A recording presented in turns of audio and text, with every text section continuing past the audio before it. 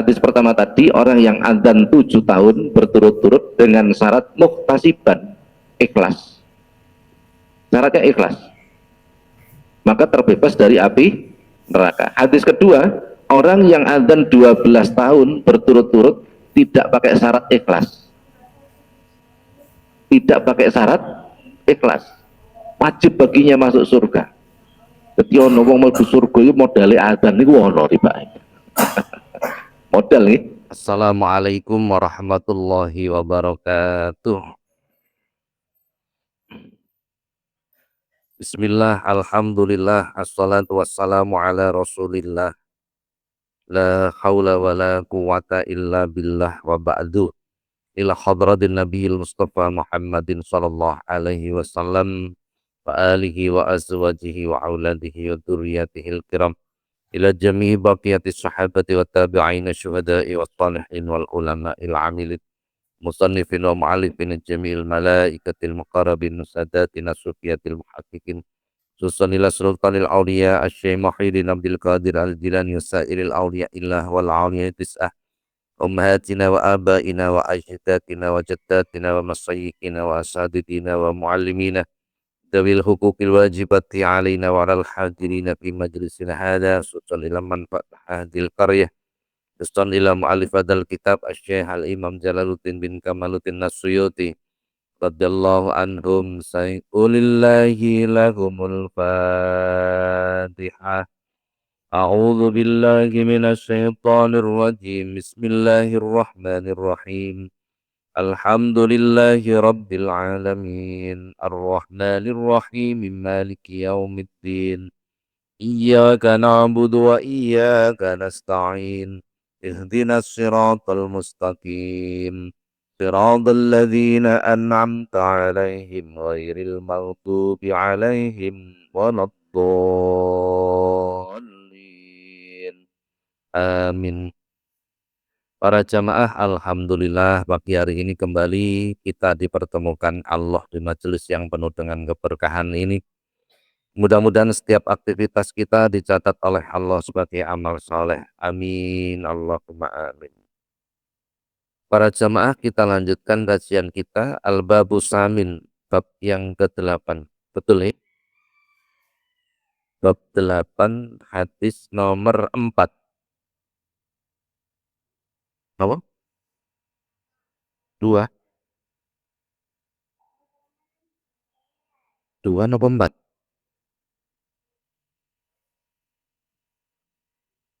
Man adana itu. Keutamaan azan. Hadis yang pertama. Oh, masih pertama. Bismillahirrahmanirrahim. Qala al-musannifu rahimahullah ta'ala wa nafa'ana Allah bihi wa bi'ulumihi wa 'ada 'alaina min barakatihi wa asrarihi wa karamatihi fid dharain. Amin. Al-babu samin utawi kibab asaminu kang kaping 8 iku fi fadilatil adzan tetep ing dalem nutur kautamane adzan. Menerangkan tentang keutamaan adzan. Baik, kita bahas dulu adzan itu apa. Adzan itu secara lughawi adalah panggilan yang menunjukkan telah masuk waktu sholat. Jadi adzan menunjukkan bahwa telah masuk waktu sholat. Ini yang dimaksud adzan sholat. Adzan sholat yang dimaksud. Adapun syarat-syarat adzan dan iqamah. Syarat-syarat adzan dan iqamah. Yang pertama adalah tertib. Tertib itu berurutan. Tidak boleh dibolak-balik. Tidak boleh dibolak-balik. Kalau sampai kualik berarti tidak memenuhi syarat. Yang kedua adalah mualah. Mualah itu berkesinambungan. Beda dengan wudu. Kalau wudu tidak memakai syarat mualah. Kalau azan mualah. Jadi Allahu Akbar, dilanjutkan asyhadu alla ilaha illallah teko asyhadu alla ilaha illallah sampai kok kebelet pipis pipis dulu kemudian melanjutkan tidak boleh. Tapi kalau wudhu boleh. Panjenengan wudhu habis berkumur HP ini muni nerima telepon dhisik bareng ngono ditutup nih boleh nggih boleh. Saya enggak ngomong sebaiknya loh, ngomong boleh. Perhatikan redaksinya nggih. Karena tidak menjadi syarat mualah untuk wudhu. Tapi kalau adzan enggak boleh. Asyhadu alla ilaha illallah. Teleponnya muni nerima HP. Mari ngono ditutup melanjutkan lagi, enggak boleh. Jadi nomor satu tertib, yang kedua mualah, yang ketiga telah masuk waktu. Pastikan telah masuk waktu, jangan keburu. Beberapa tahun yang lalu, mungkin 10 tahun yang lalu, di daerah Gunung Anyar itu pernah terjadi adzan maghrib belum masuk waktu. Menjadi masalah karena saat itu Ramadan. Masalah betul? Masalah, betul itu pernah terjadi ini. Sampai terjadi pembahasan. Jadi belum masuk waktu kesusun apa? Adzan. Akhirnya wong-wong sing mendengarkan adzan itu banyak yang membatalkan puasa. Berarti posone sah no mboten? Ya ndak sah dong wong burung masuk waktu telah berbuka puasa. Betul, ini akhirnya menjadi masalah dan akhirnya diumumkan melalui speaker di masjid, para jamaah mohon maaf adzannya salah. Sing wis kadung buka kudu nyaur utang, dan itu terjadi. Makanya pastikan telah masuk waktu. Kenapa begitu? Karena itu menunjukkan waktu sholat. Iya nek pas gak wayah poso, nek wayah poso niku wong-wong kan kebat liwat. Napa kebat liwat? Nek wayah Ramadan niku lho wong-wong niku wah sik jam 3 niku wis goleki maghrib kok. Betul nggak? Lah, heeh, durung adzan niku mejane wis kebak panganan dinteni begitu, heeh. Durung sempurna adzane sik ngono. Durung Allah sik ngono wis dimplok. Maka pastikan masuk waktu. Lebih baik mundur sedikit. Lebih baik dan itu lebih utama. Lebih baik dan lebih utama. Kenapa begitu? Nah, Indonesia ini dibagi menjadi berapa matlak? Waktu Indonesia bagian barat, bagian timur, bagian tengah. Selisihnya berapa jam? 1 jam. Sini Surabaya, waktu Indonesia bagian putih barat. Podo-podo bagian barat Surabaya dengan Ngawi ada selisih waktu enggak? Ada selisih waktu enggak? Harusnya ada. Betul kan? Ternyata kalau kita melihat WIB dan WIT enggak ada. Padahal harusnya ada selisih waktu. Betul enggak? Karena arah terbit mataharinya kan berbeda. Nah, ini harus kita perhatikan. Jadi adzan itu gak terus pas waktu adzan itu malah tidak bagus. Itu malah tidak bagus. Tunggu sampai benar-benar masuk waktu sholat. Betul nggih? Gitu. Ini jaga ini itu tadi loh, perhitungannya tidak tepat. Karena setiap kota itu bisa menjadi beda. Nek Surabaya Sidoarjo yo gak kroso. Mungkin yo sepersekian detik perbedaan. Tapi nek Surabaya mana yang paling jauh itu? Surabaya Jogja gitu saja. Itu bedanya terasa. Gitu? Maka perhatikan ini. Perhatikan ini. Jadi harus pastikan betul telah masuk waktu. Makanya sing ngumum niku nggak pernah berani menjamin waktu maghrib untuk Surabaya dan sekitarnya. Kalimat sekitarnya itu mana? Mana? Ayo. Lah kan ada hitungannya sebenarnya. Makanya harus pastikan masuk waktu. Semangat itu boleh, tapi nek kesemangatan itu bahaya. Betul nggih? Heeh. Akas itu harus nopo akas. Akas niku nopo akas. Oh, heeh. Tapi nek kakasen, nah nopo kakas. Itu juga ndak baik, ngoten nggih. Jadi ini perhatikan betul. Sudah. Jadi yang pertama tertib, kedua mualah ketika masuk waktu, yang keempat oleh satu orang. Adzan dilakukan oleh satu orang. Yang kelima dilaksanakan dengan cara jahriyah. Jahriyah itu suaranya keras. Apun. Syarat adzan dan iqamah. Adapun syarat muadzin, orang yang adzan atau orang yang iqamah, itu syaratnya ada sendiri. Yang pertama Islam. Non muslim maka tidak memenuhi syarat untuk melakukan adzan atau iqamah. Yang kedua tamyiz. Apa tamyiz itu? Tamyiz itu akalnya sudah bisa bekerja. Wis iso dituturi sekitar usia 7 tahun. Sekitar usia 7 tahun. Makanya kalau panjangan perhatikan di apa itu kitab-kitab pendidikan, anak itu dibawa ke masjid ketika sudah tamyiz.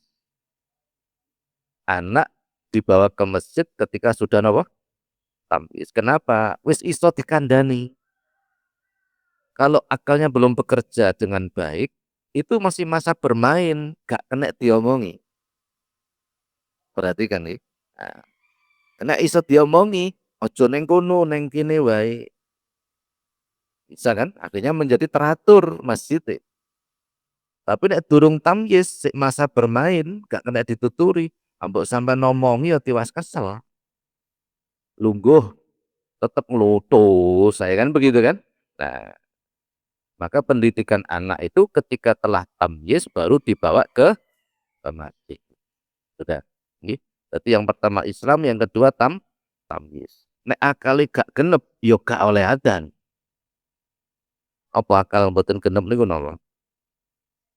Ya gak genep lah pokoknya nggih, bahaya. Engko tengah-tengah adzan kumat, bengok-bengoki tanggane kan repot. Yang ketiga laki-laki sing melakukan adzan atau iqamah laki-laki. Yang keempat ini Islam, tamyiz dan laki-laki. Ini saja yang menjadi syarat. Dimakruhkan melakukan adzan yang pertama orang yang fasik. Makruh, tidak sampai haram. Fasik itu wong sing rusak. Ana wong penggaweane mendem adzan. Boleh tapi makruh. Bukan haram nih, boleh tapi makruh. Yang kedua, dimakruhkan bagi orang yang berhadas, tidak dalam keadaan dan kampung pulau dulu 20 tahun yang lalu lah. Itu nek golek tukang adzan duhur karo asar kangelan. 20 tahun lebih mungkin gitu. Nah, kangelan. Kenapa? Usume wong kerja. Ono bocah ki suarane enak tapi gak tahu sapa masjid, ya gak tahu sholat. Akhirnya kalau dijak rundingan karo takmir, terus putus kongon adzan lah. Timbang gak ono sing adzan, wong omahe cedhak masjid. Dadi nek duhur karo asar bagiane dek ya adzan. Dadi yo nek wis masuk waktu mlebu masjid katokan cekak nih. Lho nggih, untungnya tempat adzane tidak di tengah, ada ruang khusus. Bar adzan yo mulih gak melu salat. Wis gak apa-apa lah. Suwi baru kayak adzan yo salat karepe dhewe. Alhamdulillah. Jadi memang orang itu menjadi baik itu selalu bertahap, kan begitu kan? Nah, selalu bertahap. Sudah. Baik. Ini adalah beberapa hal yang berkaitan dengan fikihnya adzan. Pun sak mungkin hadis pertama.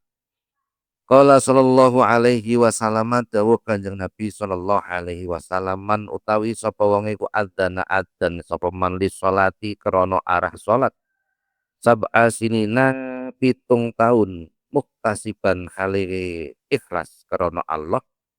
Kata ballahu nyatet sapa Allah Gusti Allah lahu ketuwi man baro'atan minan nar, lebaran sapa geni neraka. Barang siapa yang melakukan azan sab'a sinina 7 tahun muhtasiban ikhlas karena Allah, maka dia terbebas dari api neraka. Adzan tok penak. Adzan tok pokoknya rutin selama 7 tahun. Itu terbebas dari api neraka. Tuh nek ngoten enak Pak tukang adzan. Bar adzan mendem gak mlebu neraka. Silakan dipraktekkan. Loh begini loh maksudnya. Uangnya nek ngelakoni adzan rutin itu hatinya itu semakin lembut. Ngelakoni maksiat itu semakin ndak seneng. Tambah suwi tambah gak seneng, akhirnya begitu 7 tahun dilakukan dia jadi wong apik. Itu maksudnya. Kami kasusnya seperti di kampung saya tadi. Ya bocah gak tahu sholat, begitu adzan pisan pindho seminggu rong minggu saulan rong wulan suwi-suwi ya sholat dhewe. Ngoten nggih. Nah, maksudnya seperti itu. Jadi kita memulai kebaikan itu ya perlahan. Perlahan lah. Oke. Kita ngomong sempurna tentang syariat kita ndak bisa. Ngelakoni sunnah kabeh ndak ada yang bisa. Jangankan kita, para sahabat ndak ada yang bisa. Oh sahabat itu murid Rasulullah, itu ndak ada yang bisa. Kalau nek hari apa itu ngaji bidayah di beberapa masjid itu menerangkan apa yang dilakukan mulai bangun tidur sampai tidur. Hanya menerangkan itu saja. Itu sampun-ampun orang. Tangi turu esuk, masuk kamar mandi, begitu bangun tidur maca donga, dongane tangi turu. Begitu mudun terus masuk kamar mandi, kaki kiri disertai membaca doa dan memakai tutup kepala. Itu sunnah. Ayo sampean gak tutup kepala mboten? Wis jelas gak? Nggih mboten? Padahal itu sunnah. Maca donga terus adus, bar adus terus wudu. Wudu niku diawali dengan membasuh kedua tangan disertai membaca doa. Ya apa dungane masuk tangan? Itu jelas gak sampean lakoni, betul nggak? Padahal itu sunnah. Berkumur membaca doanya kumur. Menghisap air dengan hidung dengan membaca doa. Masku ba'du roksi mengusap sebagian kepala dengan membaca doa. Allahumma harim sa'ri wa basari alan nar. Kan gitu doanya. Wis jelas gak sampean waca. Paling yang diwaca mek nawaitu wudu'a. Betul nggak? Itu niat bukan doa. Niat berwudu dan itu sunnah. Begitu rampung terus ngadep kiblat sambil menghadap ke langit membaca doanya wudu kan sunnah. Begitu wudune rampung terus sholat 2 rakaat di rumah namanya sholat sunnah fajar.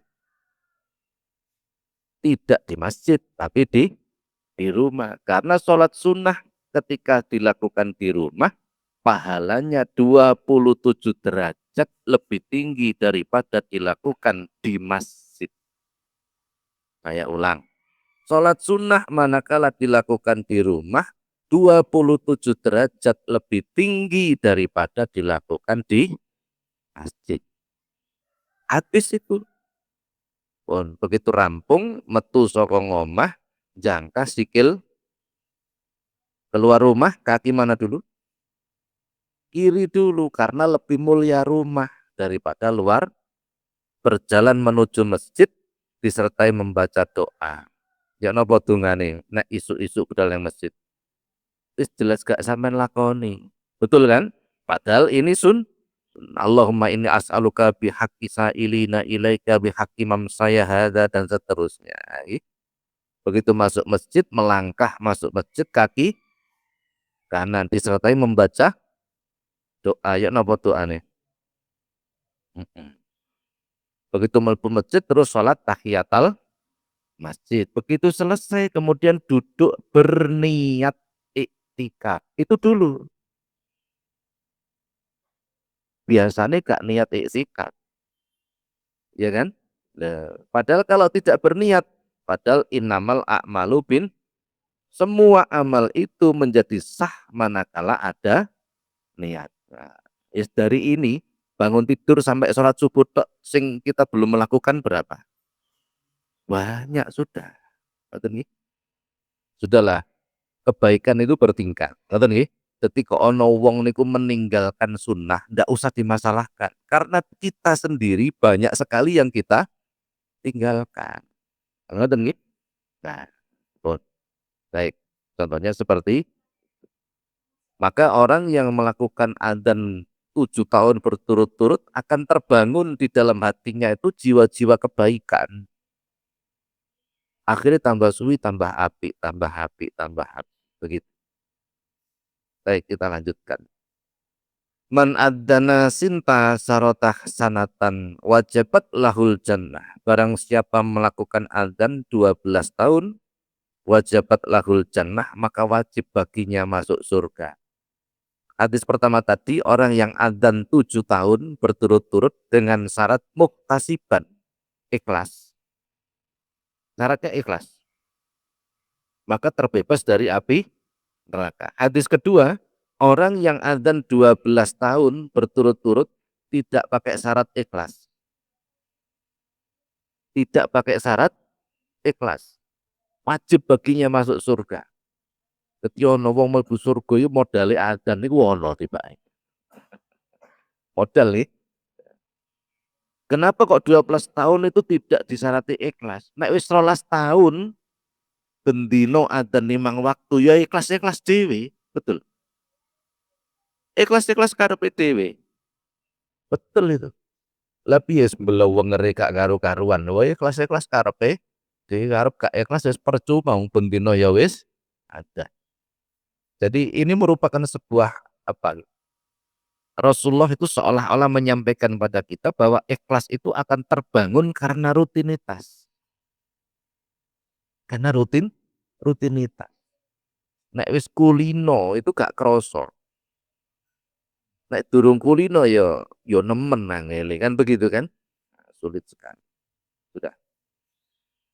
Waqala sallallahu alaihi wasallam, hadis ketiga, lan dawuh Kanjeng Nabi sallallahu alaihi wasallam, man utawi sapa wonge ku adzana adzan sapa man khamsa sholawatin ing 5 pira-pira waktu salat, imanan kali iman waktu saban tur ikhlas. Gufira dan ngapura lahu kedue man ma taqaddama min dambih, dosa-dosa sing wis kepungkur.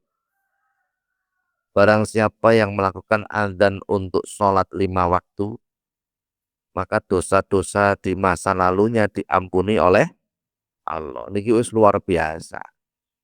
Tidak disebut berapa lama. Jadi sedino adzan subuh duhur asar maghrib isya.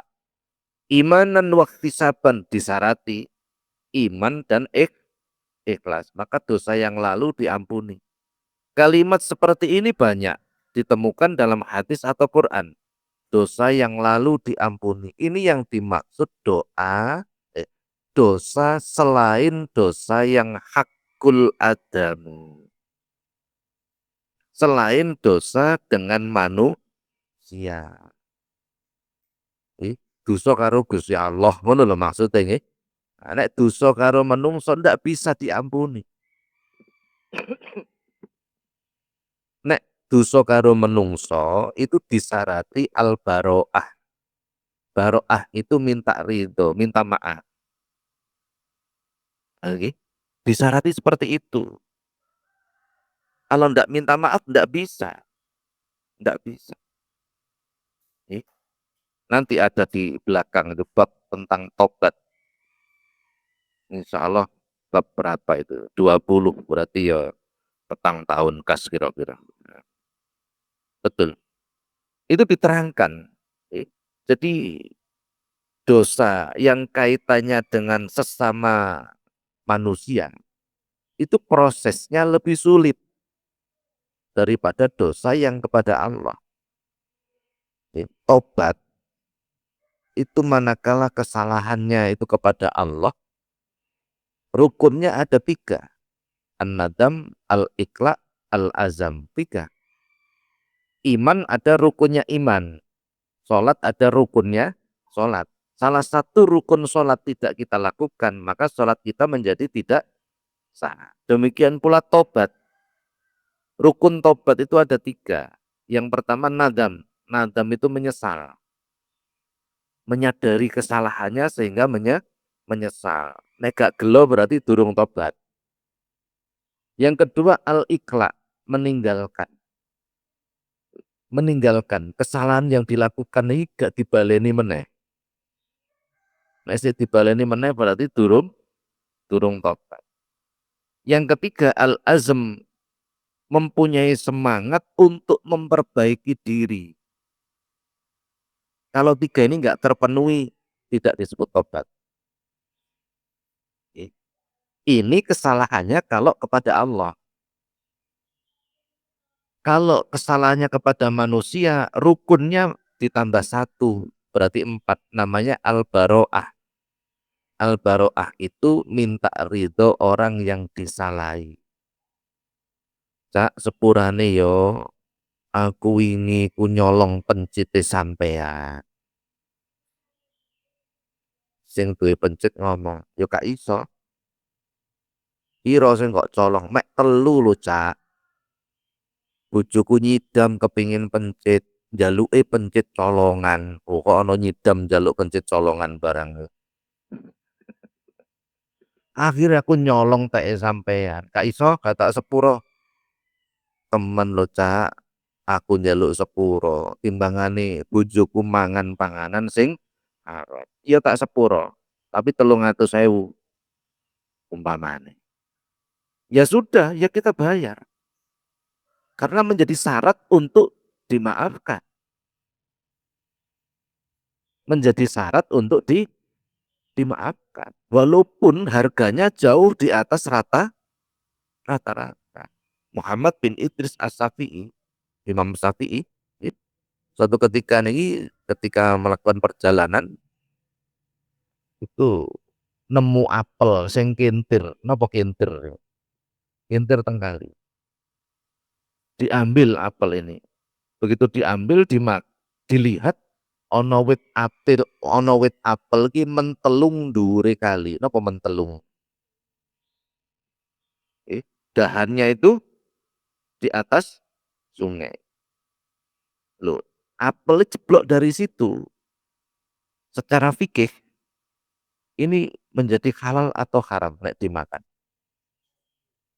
Halal atau haram? Halal, karena bukan di area lahan pemiliknya. Di sampean kok ono nandur wit dahannya itu mentelung, apa mentelung ini bahasa Indonesianya apa ta? Menjulur apa lagi ke jalan, terus ada buahnya di situ, itu milik umum.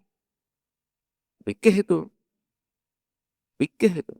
Begitu dimakan oleh Imam Syafi'i, karena itu halal, Imam Syafi'i iling.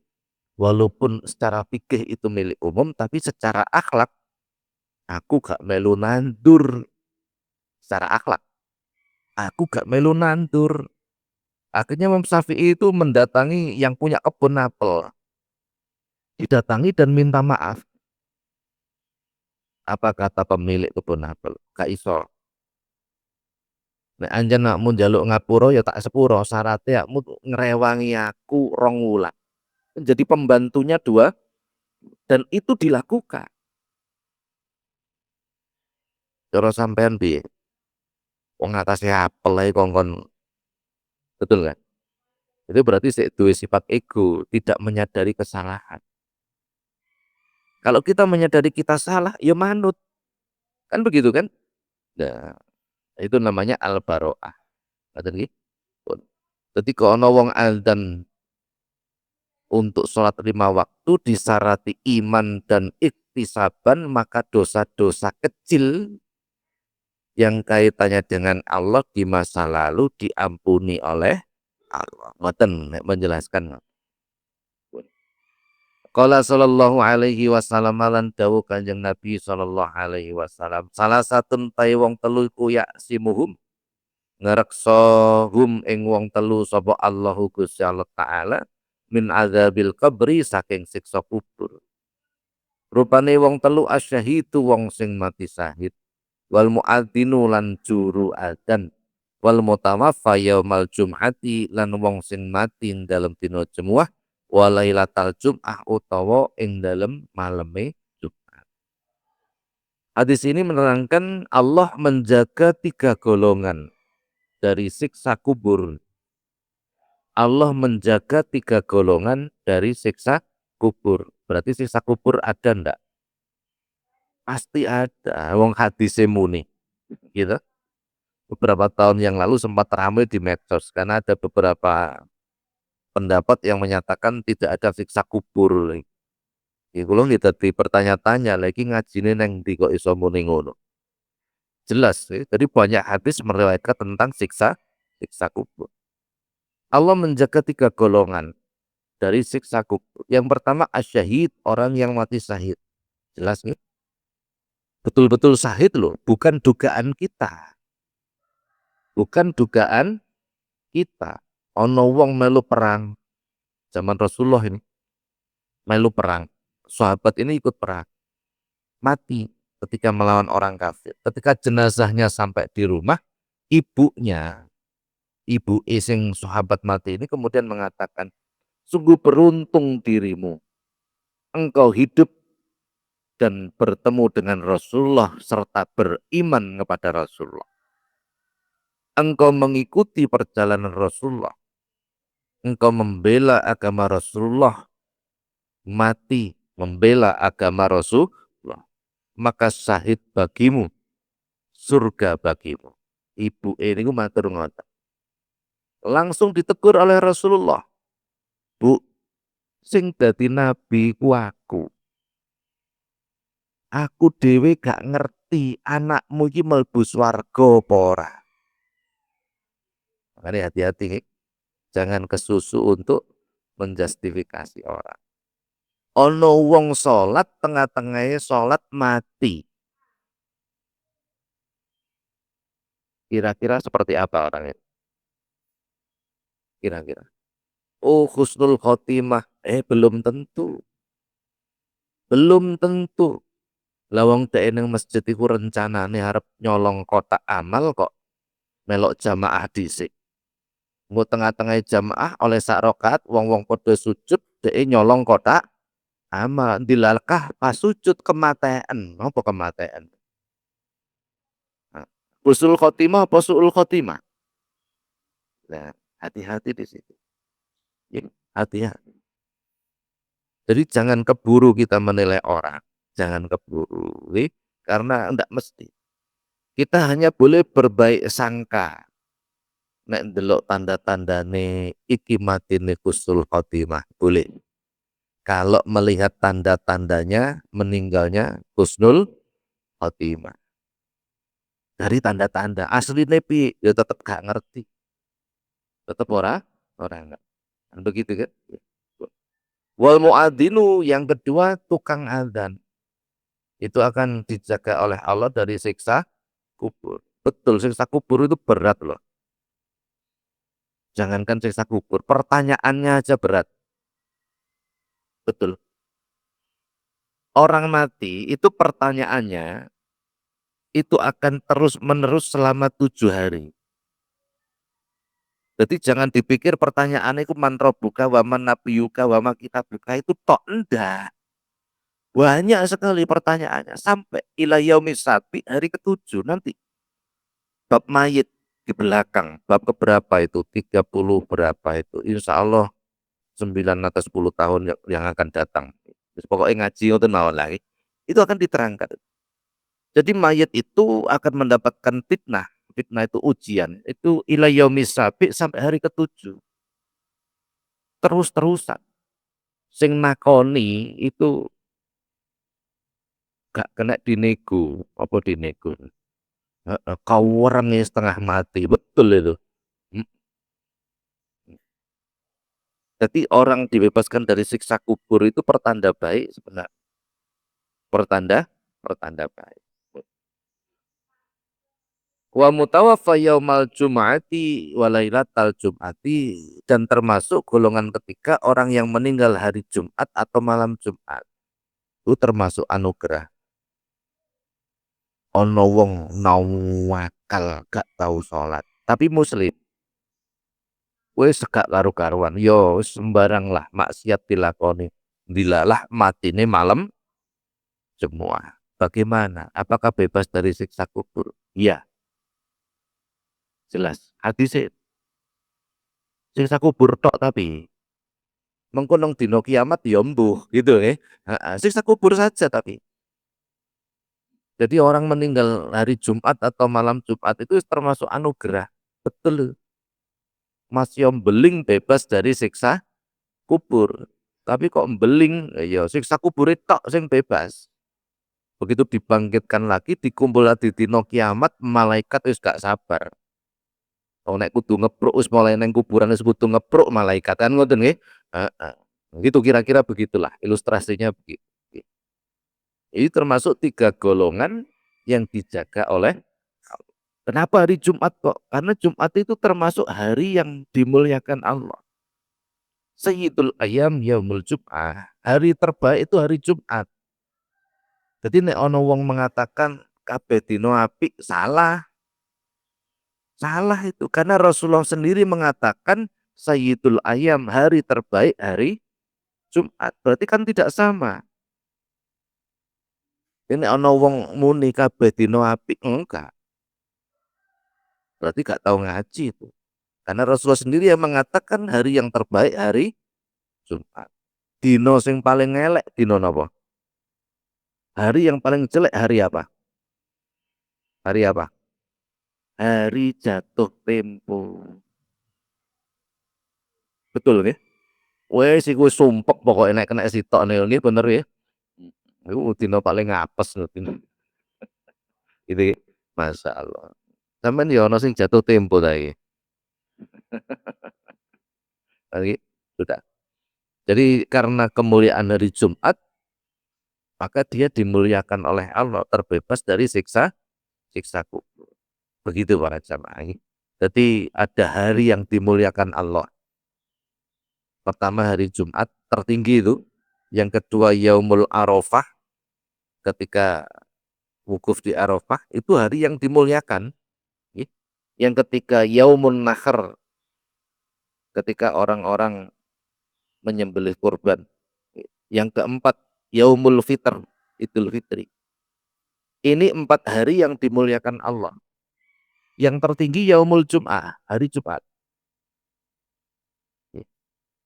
Yang kedua Yaumul Arafah, hari ketika orang-orang wukuf di Arafah, itu dimuliakan Allah. Dan masing-masing punya kelebihan. Yang ketiga Yaumun Nahr, ketika orang-orang menyembelih hewan korban.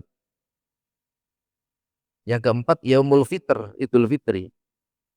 Ini hari-hari yang dimuliakan Allah. Ada 4. Bulan yang dimuliakan Allah juga 4. Inna iddatash syuhuri indallahi isna asyara syahra fi kitabillahi yauma khalaqas samawati wal ard minha arba'atun hurum dzalikat dinul qayyim Quran. Allah menetapkan dalam 1 tahun itu ada 12 bulan. Di antara 12 itu ada 4 bulan yang dimuliakan Allah. Bulan yang dimuliakan Allah. Syahrul Hurum. Apa 4 itu? Rajab, Dzulqa'dah, Dzulhijjah, Muharram. Rajab, Dzulqa'dah, Dzulhijjah, Muharram. Bulan Ramadan bukan. Ramadan itu bukan bulan yang dimuliakan Allah. Bukan. Berarti nek ana tulisan mari kita sambut datangnya bulan yang mulia, bulan Ramadan, itu salah sebenarnya. Karena Syahrul Hurum itu 4, Rajab, Dzulqa'dah, Dzulhijjah, Muharram. Ramadan sebutannya Sayyidus Syuhur, bulan yang terbaik. Sebutannya beda-beda sebenarnya. Tapi nek ono wong muni mari kita sambut bulan yang mulia, bulan Ramadan, ya sudahlah, tidak usah dimasalahkan. Walaupun itu salah, tapi tidak berdosa, tidak berdosa. Jadi bulan yang dimuliakan Allah 4, hari yang dimuliakan Allah juga 4, sahabat yang dimuliakan Allah juga 4, Khulafa'i Rasyidin, perempuan yang dimuliakan Allah juga 4. Sapa wae?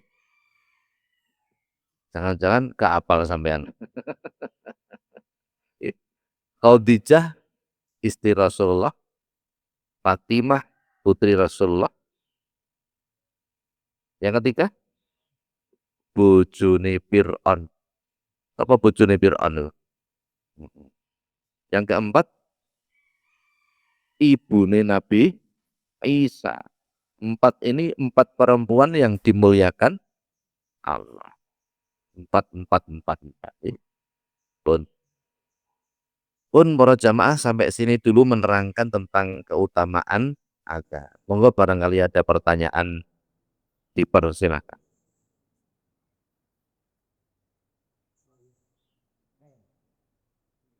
Monggo. Atau amon demikian untuk umbar pemanggilan terputus sejak dimaksud kalau kita boleh melihat ya bukan riba apa ya ini takut kan nggak dan lepas lepas kan dilepas kan orang belah artinya wani pak dan itu dah terima. Oh, maksudnya anak-anak. Siapa yang bertanggung jawab? Jadi kalau ngomong siapa yang bertanggung jawab itu susah. Jadi kita harus memberikan pemahaman kepada jamaah. Ika ono wong gowo bocah cilik nang masjid, akhirnya ketika sholat pelayon gak kena diomongi. Siapa yang bertanggung jawab? Kita kalau ngomong ini susah. Jadi pengelola masjid itu sebenarnya yang paling bertanggung jawab. Pengelola masjid. Tetapi urusan anak yang bertanggung jawab adalah orang tuanya. Maka pengelola masjid berkewajiban memberikan pemahaman kepada orang tuanya. Orang tuanya berkewajiban mendidik anaknya. Begitu. Jadi nek terjadi terus mengingatkan itu kan pekiwuh ya. Bisa menjadikan ketersinggungan, kan begitu kan? Nah, maka harusnya diberikan pemahaman. Diberikan pemahaman. Makanya saya sampaikan begini karena saya melihat gak ono bocah cilik sehingga tidak menyinggung siapapun. Nek ono bocah cilik sing melu terus rame, saya tidak akan menyampaikan, itu akan menyinggung orang lain. Begitu nih. Itu akhlak. Itu akhlak. Jadi masih menyampaikan kebenaran tetapi dengan ukuran. Dengan ukuran. Kita tidak bisa menyampaikan kebenaran tetapi tidak mengukur, itu tidak boleh. Contoh, sampean duit tonggo gak tahu sholat, belas. Terus sampean parani, sampean berniat amar ma'ruf nahi mungkar, melakukan ayat balighu ani walau ayah, sampaikan dariku walaupun satu, walil haqqa walau kana muron, sampaikan kebenaran walaupun terasa pahit, dalile ngono. Terus sampean parani tonggone sampean sing gak tahu sholat, sak aku iki mesakno mbek sampean. Mumpung durung lho ya. Wong sing gak salat kaya sampean iki dawuhe Kanjeng Nabi sok neng akhirat ndase ditep-tep karo malaikat. Kira-kira tanggane sampean iki sadar apa njupuk celurit? Lah, kan tidak begitu walaupun itu kebenaran hadis. Tapi enggak begitu caranya. Ngerti nih? Jadi saya sering mengatakan Rasulullah diutus Allah itu bukan urusan sholat, bukan urusan puasa, zakat, bukan. Innama bu'istu liutammima makarimal akhlak, urusane akhlak. Nek akhlak ya api, ibadah pasti baik, pasti itu sudah. Jadi makanya kok ono tonggo beling, gak usah dilarui, gak usah dilino. Cak jaluk tolong apa? Masjid terus sesuk ono acara Isra Mi'raj. Rewang ngono. Lah aku gak tau nang masjid saya sungkan mbek wong-wong. Enggak, rewangi parkir tok. Kan gak mau masjid, gitu. Heeh. Akhirnya gelem. Gak apa-apa lah parkir tok masih gak sembayang. Barangkali tergerak hatinya. Itu metode. Tapi nek sampean kandhani wong koyo awakmu iki, sok ndase diitek-itek malaikat, ya gak tambah sadar no kan ngoten nggih. Menjadikan ketersinggungan begitu. Jadi siapa yang bertanggung jawab? Pertama, pengelola masjid. Bertanggung jawab apa? Memberikan pemahaman kepada orang tuanya. Jadi sing ngatur bocah cilik engko tetep wong tuane gitu loh maksudnya nggih. Gak kok terus takmire mara dijewer areke gak ngono maksudnya. Begitu, Bapak. Wonten malih? Monggo, Bapak. Nggih. Waalaikumsalam warahmatullahi.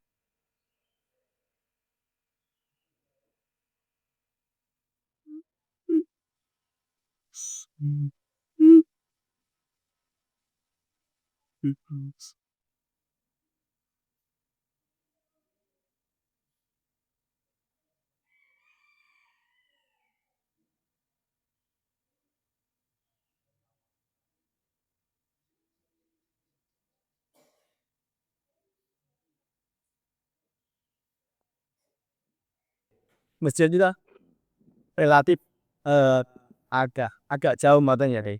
Kudu niku ya. Keyboard diperbolehkan apa buat? Nggih. Ngeten. Saya tidak mengatakan sholat sunnah di masjid tidak boleh, tidak begitu. Tapi pahalanya yang lebih tinggi dilakukan di rumah. Itu pun selain sholat sunnah rawatib.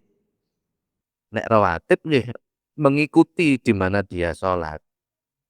Rawatib niku qobliyah ba'diyah. Nek umpamane niku kan kalau cerita ngeten.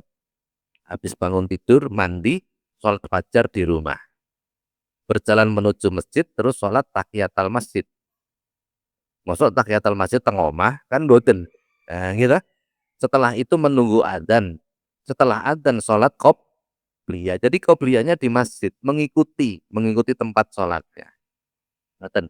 Selain itu seperti sholat duha, sholat hajat, sholat tobat, sholat apa boleh? Fajar. Itu lebih tinggi derajatnya kalau dilakukan di rumah. Ngoten maksudnya. Nek tahiyatul masjid sudah ndak bisa dibahas. Wong jenenge tahiyatul masjid kok ndak mungkin di rumah. Dan qobliyah ya itu memang mengikuti di mana dia sholat. Ngoten nggih. Nah, monggo Bapak. Nggih.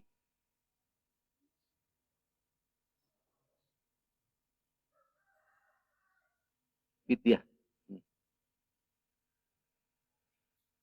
atau menyusui.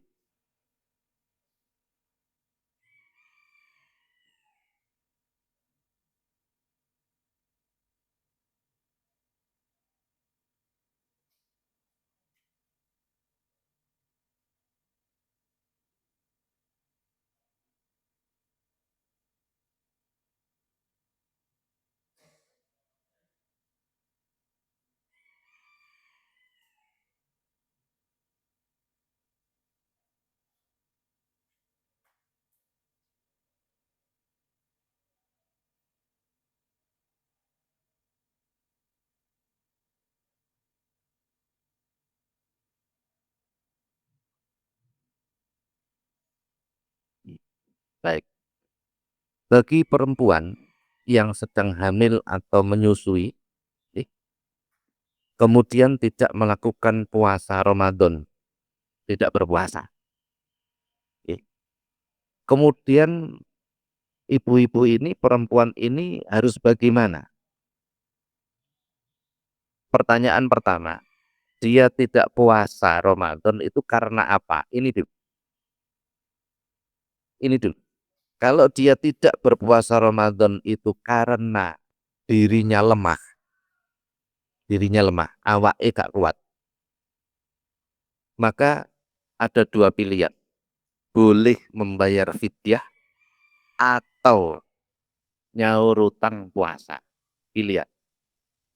Atau kalau ketika ditanya lapoyu gak poso sakno janinku karena janinku lemah, atau kalau sudah menyusui sakno bayine, bukan dirinya alasannya tapi anaknya alasannya sehingga tidak berpuasa, maka dia wajib membayar dua, bukan atau tapi dua, wajib membayar puasa dan wajib membayar fidyah, dua-duanya wajib. Makanya ditanya dulu kenapa. Nah kadang nek serung ini terus digaya alasan. Nah itu yang tahu dirinya sendiri kan begitu kan. Berbohong atau tidak yang tahu dirinya sendiri. Nah tahun kemarin ketika dia hamil dia sudah tidak berpuasa. Nah, tadi dikatakan khawatir janinnya. Berarti kan wajib dua loh. Wajib nyaur utang poso ya wajib bayar fidyah. Sehari yang ditinggalkan satu mut. Satu mut itu kurang lebih sekitar hampir 7 on lah. Anggaplah 1 kilo supaya gampang ngitungnya, nggih. Supaya mudah menghitungnya. Berarti kalau 30 hari, nah kurang lebih begitu. Tapi juga wajib bayar puasa selama 30 hari. Karena yang dikhawatirkan bukan dirinya, tapi anaknya. Ternyata tahun kemarin durung nyaur utang poso, ya durung bayar fidyah. Lagi wis arep peduk poso meneh, bagaimana? Ya double. Ya, apakah boleh? Boleh. Boleh. Dan memang harusnya begitu karena berutang kewajiban begitu nih. Nah, ternyata tahun ini juga gak bayar fidyah, gak poso meneh. Apakah boleh dibayar tahun depannya? Boleh. Boleh. Sampean cilikane poso Ramadan wis balik iki. Poso Ramadan wong sik cilik nyolong-nyolong buka golek soto mamane gitu. Terus eling saiki ya cilik aku dhisik tau beli ngono. Tak hitung-hitung ono seminggu gak poso. Dia disahur utang poso sekarang apakah boleh? Boleh. Boleh. Boleh. Sampeyan cilikane ya tahu ndelik-ndelik terus. Lah, kan itu kemungkinan ada, betul kan? Ah, tetap ada kemungkinan itu. Jadi kita harus ngerti bagaimana solusinya, begitu maksud saya.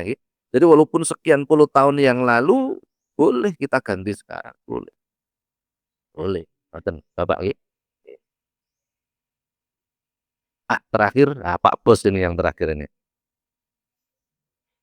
Waalaikumsalam. Azan tadi ya, mengucap bahwa itu adalah tanda waktu Masuk waktu sholat. sholat. Pertanyaan saya adalah, mohon dijelaskan asbabul wurudnya terkait dengan apabila kita mau memakamkan dia.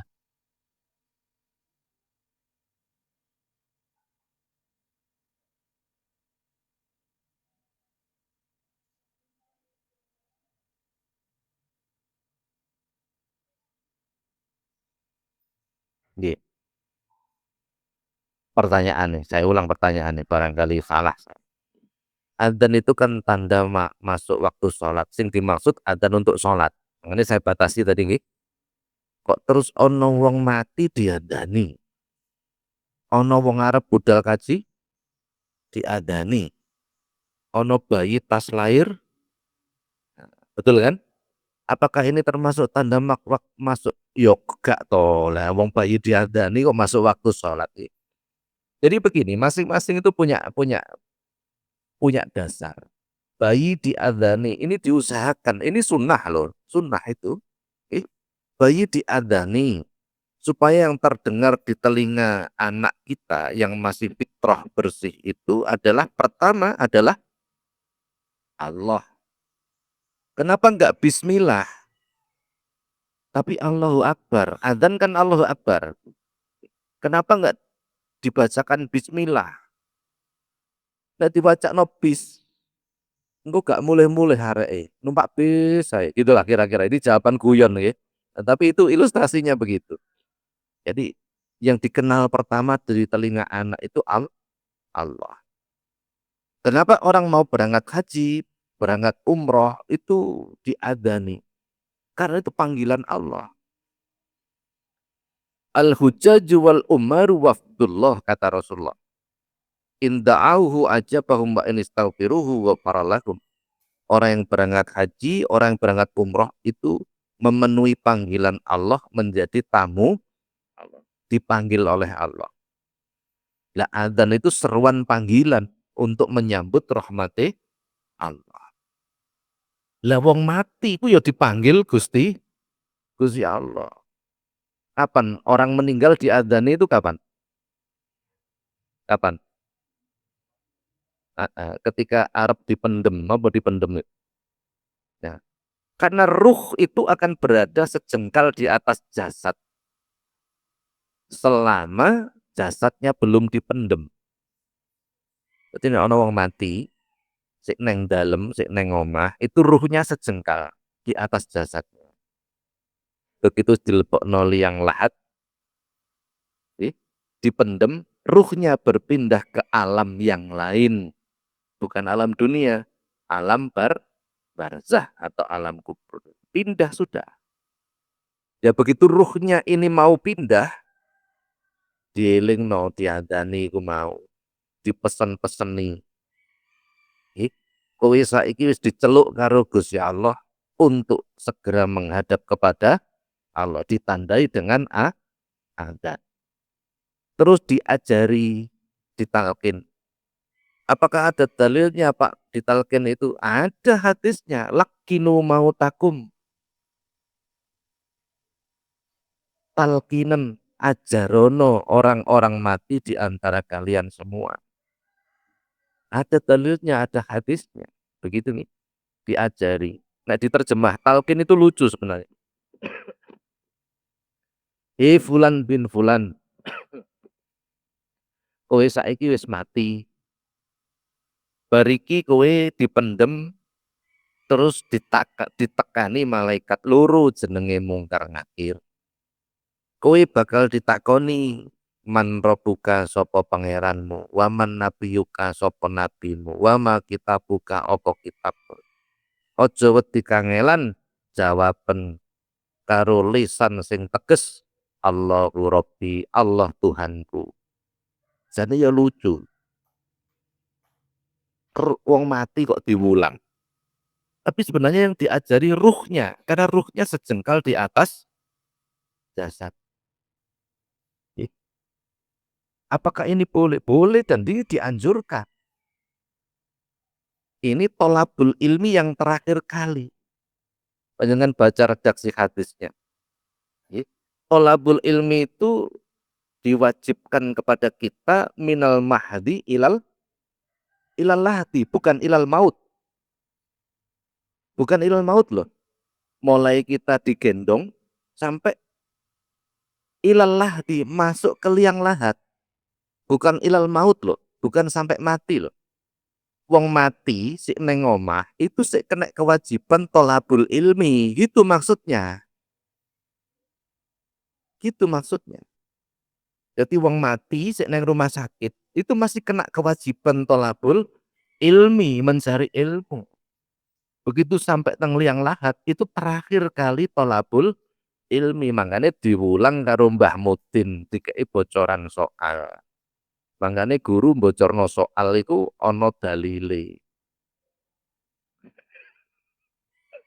Wong soal akhirat tadi bocorno pemene soal ojo kok lakoni tapi ya bahaya. Fulan bin Fulan itu labul ilmi terakhir kali itu. Oke, jadi si mayit ini mendapatkan pahalanya orang mencari dan itu pahala yang tertinggi. Melebihi ibadah apapun. Gitu. Tolabul ilmi afdalu minas sholati wasyami wal haji wa jihad fisabilillah, kata Rasulullah. mencari ilmu agama lebih utama daripada sholat 5 waktu, daripada puasa Ramadan, daripada ibadah haji, daripada perang sabilillah. Tertinggi. Kenapa? Sholat tanpa ilmu, piye? Nah, rusak. Poso tanpa ilmu, rusak.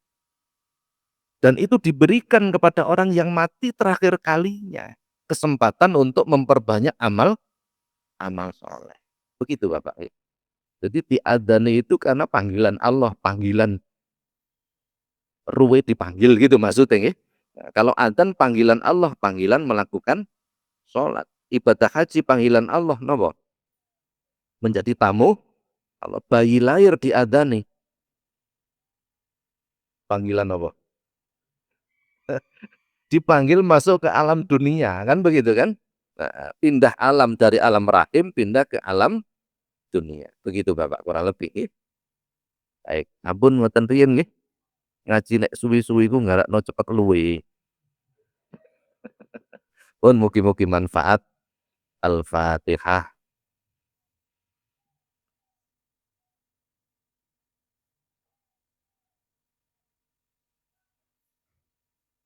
Assalamualaikum warahmatullahi wabarakatuh.